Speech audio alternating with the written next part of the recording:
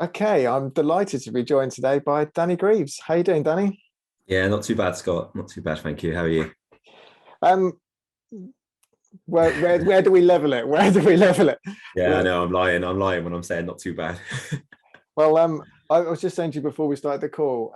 I can't imagine the range of emotions that you've been through in the last, couple of weeks, but let alone the last sort of 48 hours or 4 days or whatever it is. And you must be exhausted. How are you feeling like in yourself first? Yeah, I think it's still a little bit raw in terms of the emotions.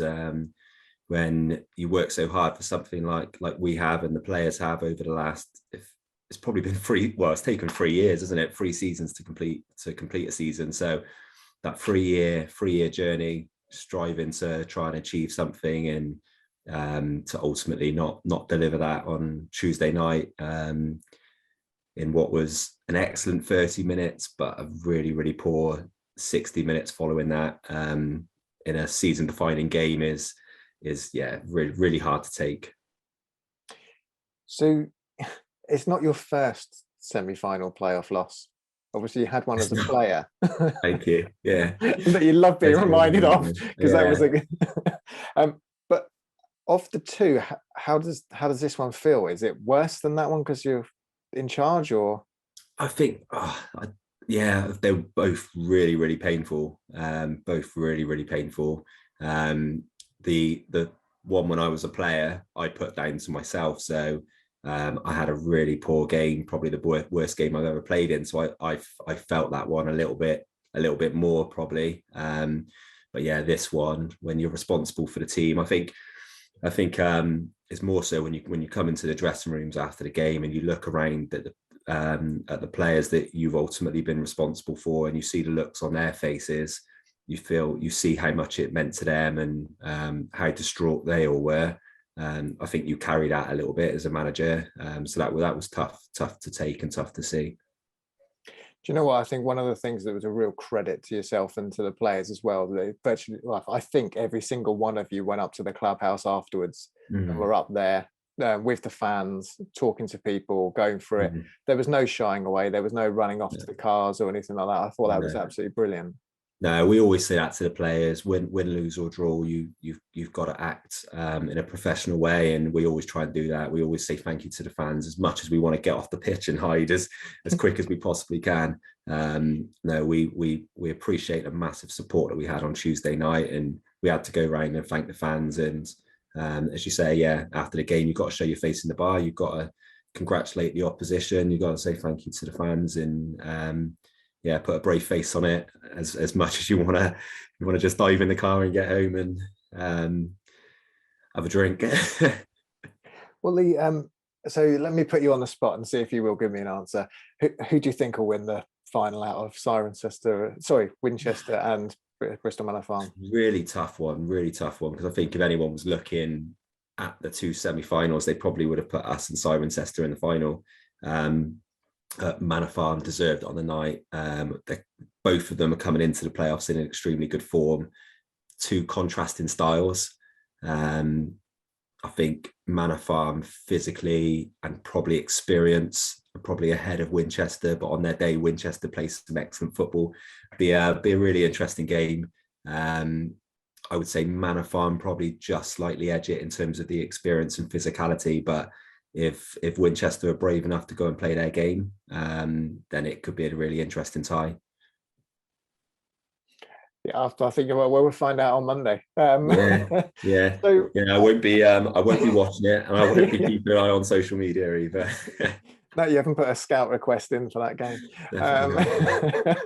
No. I think one of the things that we've seen, obviously, since the season's now concluded, I think we do have to sort of look back on what really has been a really successful season, although it might not feel like it this week.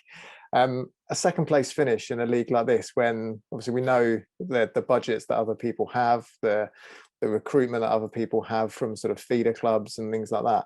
I mean, you must start to feel proud about what you've achieved. Yeah, I think when you do take a little bit of time and reflect on the season as a whole, as you have to, there are so many things to be proud of. ultimately, I know when you speak to all of the players at the start of the season, the new signings, and speak to myself, ultimately the aim was promotion. So there's clearly going to be some disappointment, but when you put all of that to one side, as you say, a runner-up finish in this league, which is an extremely strong league, with some good resources, some great players, is an excellent achievement. And then the cup runs that we've had alongside that, third qualifying round of the FA Cup, playing Bath City and the teams that we beat on the way to get to that far in the competition. First round proper in the FA Trophy, semi-final in the Somerset Cup.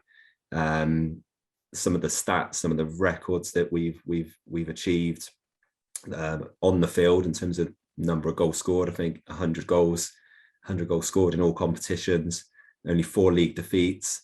It's unbelievable, really, what the players have achieved. And yeah, really, really disappointing that all of that is kind of undone by 60 minutes where we didn't really perform. But we've got to give credit to Manor Farm, because they were really strong in that last hour of the game, and as I say, deserved it. But yeah, really, really, really positive season, and hopefully we can just take all of the positives from what we have delivered, and just learn and try and improve on some of the small little areas that we think we can improve on to make sure that sort of thing doesn't happen again to us. Absolutely. I think one of the things that we've always talked about, that obviously football is about winning, it's about sort of progressing, it's about how we get out there. But also a byproduct that is the community that you're creating around the club. And yeah, since we obviously pushed out some of those statistics, and we talked about even just putting out the final match reports, the comments that have been coming in that have been so supportive, not kind of like, oh, what happened, or why didn't you pick him, or why didn't you? It's all been, I thought I'd pick out 2 just for you. And like someone sort of just saying, gutting all round, Danny, but you made watching the Frome Town a pleasure again after a couple of seasons before that we didn't really enjoy. So thank you for that. We're heading in the right direction, crowds up, entertainment up, and also the quality of football up. And then another one that says, it's my lad's first season at Frome Town United. After being a mascot and getting membership, he's definitely become a fan, watches most home games and now some away. And now we've watched us go on this journey to a second place in the league. I mean, when you start to hear sort of like people outside of kind of your football circle coming up and feeling that way towards your team, how does that make you feel? Yeah, it makes you feel proud, of course. Yeah, like you say, we're trying to perform. We're performers at the end of the day. The players are out there trying to put on a great performance to entertain the crowd, and to get that type of feedback's yeah, really pleasing. And it's down to the players that we've got some excellent players, but real good characters as well. I think it's the stuff that the players do before the game, after the game, during the week, to engage with the supporters, which I think plays a part in some of those comments coming through. And I know I've received some personal messages from some supporters. I know the players have as well, which is really, really nice. And yeah, it just goes to show what we're building here as a club. And when we say that we're building it, I don't know if you know this, but in about 18 days' time, you become Frome's 3rd longest serving manager. I didn't. And that's the 3rd longest serving manager since 1978. So we have 2. We have Derek Brown, 8 years and 3 months, and Doug Hayward, 8 years and 4 months. But they were back in 1978 and in the 60s. So a huge, a really good sort of thing. And as I say, as you're sort of building something, no, absolutely wasn't aware of that. But yeah, again, that makes me proud. I think I'm in manager of a really, really good club, really good people, an ambitious board, and that's really, really important for me, because I'm an ambitious person myself. And to see where the club's come from in my short time at the club, to where it is now is fantastic. And yeah, I'm really proud to be manager of the club. And yeah, ultimately that, I think that's why it hurts a little bit that we didn't go on and achieve what we wanted to, because just to repay the faith that everyone's put in me, but also the fantastic work that's gone on behind the scenes, I think the rewards would have been a promotion. But the foundations are definitely there, and I guess that's the important thing. We've got real solid foundations now to go and build on, and hopefully take the club from strength to strength over the years. I can't say it word for word, but I'll give you another little anecdotal story. So as we were sort of welcoming, well, not welcoming, exiting the fans from the stadium, sort of saying thank you for the season and everything like that, I had one older gentleman come up to me quite forcefully, point at me and say, "Don't you effing dare get rid of Danny Greaves in the summer, otherwise I won't be back." So I thought it was quite nice to sort of hear that following a defeat in the way that it was. Yeah, it was that yeah, sort of supportive nature that was around. yeah, But I think other little bits and pieces that we have there, obviously 147 games now, 46% win ratio, which just keeps going up and up, because we know obviously we started off at a bit of a take that first year, right? Yeah, started with a little bit of a Never. handicap, wasn't it? Yeah, I should only do 3 years stats, shouldn't I? But yeah, it's going up and up. But I wanted to sort of take this time as well, because I'm sure the fans would like to hear about, like, what was your kind of like highlights from the season? Like, was there some, I know you've mentioned the cup run and probably like Oxford City, that sort of thing, but what sort of really stood out for you? Yeah, I guess the character of the squad. So you're looking at games where we've potentially come back and snatched last minute winners or last minute equalizers to nick a point. So you're thinking back to the second game of the season, Plymouth Parkway. We knew we're going to be one of the title contenders, despite them only getting promoted. We knew what they were about, and to go down there, dominate the first half, but then find ourselves 2-1 down, and John Davis scored a last minute winner. We knew how big a goal that could possibly be. So that kind of sticks out. Obviously the cup runs, the Oxford City game, I think was a highlight for everybody. Massive underdogs against a side who were sitting in the playoffs in the Conference South, and to play the way we did against them was just unbelievable. And then clearly the Bath game, just for the local rivalry, the massive attention that was around that game at the time, ultimately come away with a heavy defeat, but that whole day was superb. So yeah, so many highlights. Melksham game, Boxing Day, not the result that we wanted, but just I think that was the first time where you could see around the place that there was some real attention around the club, and to get over 1,100 through the gate, the atmosphere was just unbelievable. And I think without that, we wouldn't have managed to claw that game back and get the draw. So yeah, I think those probably capture the highlights, but there's so many. And again, obviously this week was another 1,150 for this. What, with those sort of two games, how did it feel? Because the noise when we actually scored that first goal against Bristol was phenomenal. I know it didn't last too long, but we won't go into that. But how did that feel as a manager when you're stood there, or were you just caught up in it? Just I was actually just really calm, and I think as a manager, probably you drown all of that noise out because you're thinking about what's next, and then you hear some of the comments, you see things on social media from people who live in and around the area who weren't at the game but commenting on the noise, and you're thinking, wow, that must have been some noise. But yeah, unfortunately I didn't really take it in at the time, because you're just so engrossed in the game and concentrating on what's next. But yeah, when you watch the clips back and see the fans in the stands, and yeah, it feels like a proper football ground, doesn't it? Oh, absolutely. Well, as I always said, it comes alive once you go past that sort of 500 mark, I think, the stadium. But when you get to that level of 1,000, I don't, because I unfortunately missed the Melksham game, but seeing the bit where the clubhouse is, and not seeing it sort of just one deep, but seeing it like 3 or 4 rows deep, with people on the sort of banks, and again the sides behind you where you obviously probably don't ever really look other Yeah. than if it's something drastically goes wrong and you want to place away. But it doesn't really happen too often. So yeah, and just everyone sort of banked up, and you just think, everywhere felt like it was kind of oozing with atmosphere. And again, Yeah. testament to the Bristol Manor again, that must have brought sort of close to sort of 200 people with them as Yeah, well. they did, to be fair to them, and they made some noise, and they added to the occasion for sure.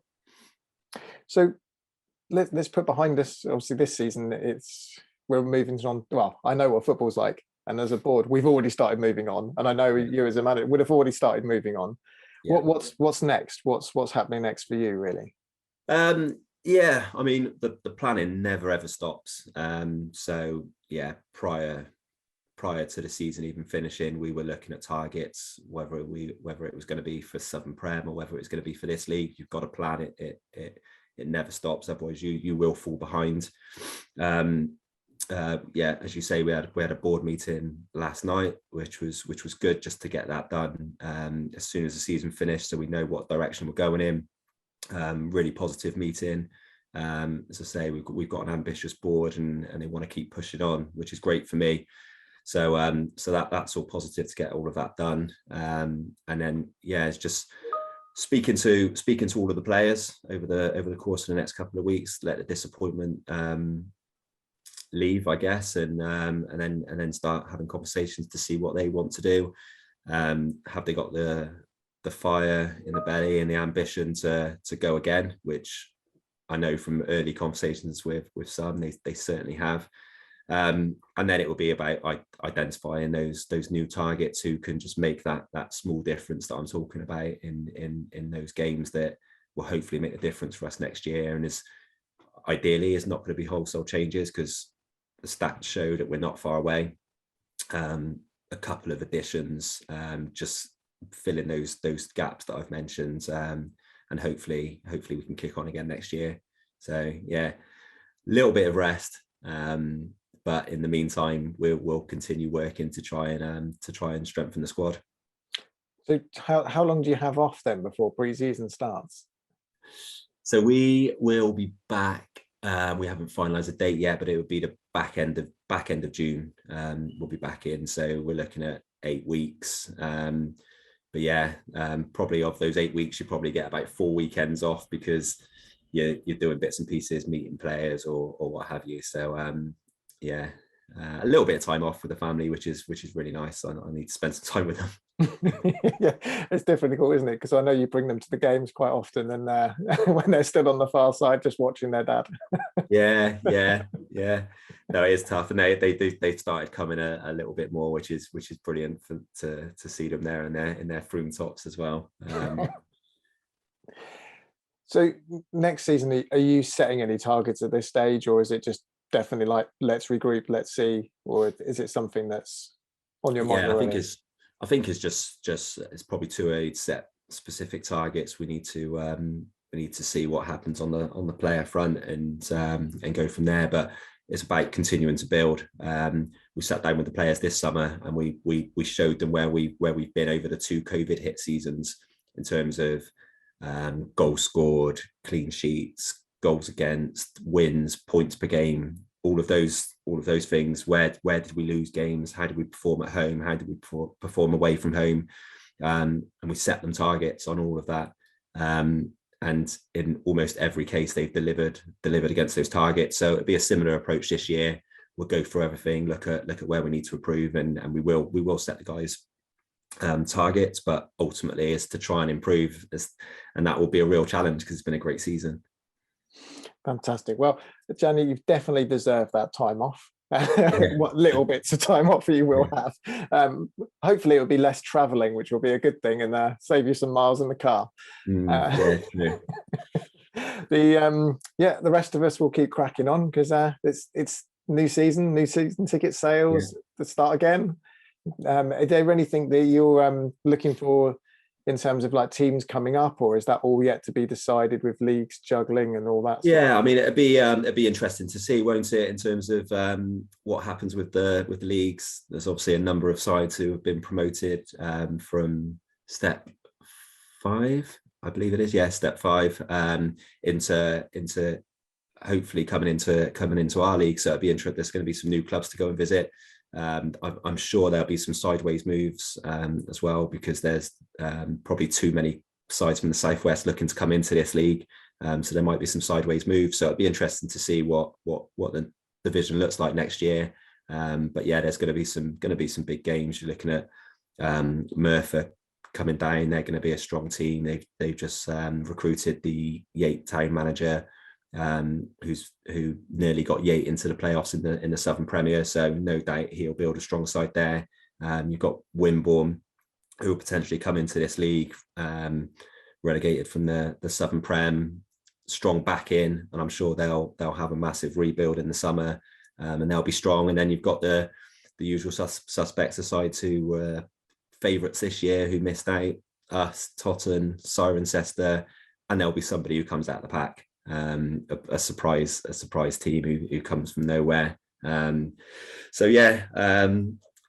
be another exciting season, I'm sure. But yeah, we need to, hopefully the fans that we've managed to bring along the way over the course of the season will come back next year and support us, and hopefully, as you say, season ticket sales will increase versus where they were last year, because we need the revenue, of course, to be able to keep this squad together and build.